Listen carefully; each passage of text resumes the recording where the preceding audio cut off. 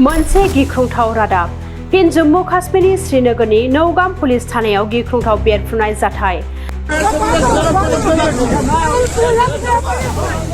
बावैसो सान सिगां दिल्लीयाव मोनसे गिख्रंथाव बमा बेरफ्रुनाय जाथायनि उनाव फिन जम्मू काश्मीरनि श्रीनगरनि नौगाम पुलिस थानायाव बे जाथाया सोमजियो। नंगौ, थांनाय शुक्रबार हरनि 11:30 रिंगासो समाव श्रीनगरनि नौगाम पुलिस थानायाव मोनसे गिख्रंथाव बेरफ्रुनाय जाथाया जायो। बे गिख्रंथाव जाथायाव गासै 9 सुबुंनि जिउ खहा आरो 29 सुबुंफोरा गोब्राब जोखोम। गुबुन फारसेथिं बे गिख्रंथाव बेरफ्रुनायनि जाहोनाव खाथि खालानि न'खरखौबो गोबां खहा खालामदों होननानै मिथिनो मोननाय जादों।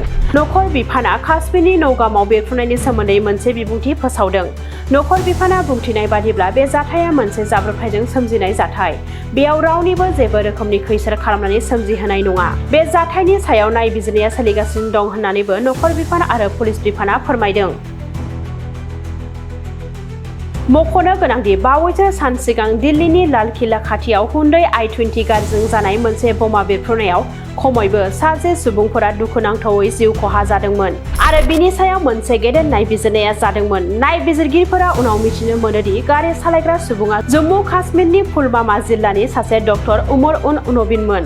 गोख्रों नायबिजिरनायनि उनाव दिल्लीयाव बमा बेरफ्रुनाय आरो फरीदाबादनि हरखाब गाग्लोबनायनि गेजेरावबो सोमोन्दो दं होननानै मिथिनो मोनो। मिथिनो मोननाय बादिब्ला गारि सालायग्रा डक्टरा फरीदाबादाव बेरफ्रुग्रा मुवानि मोनसे गिदिर बाख्रि जब्द खालामनायाव लोब्बा थानाय मोनसे उदखारि सेलजों सोमोन्दो दं।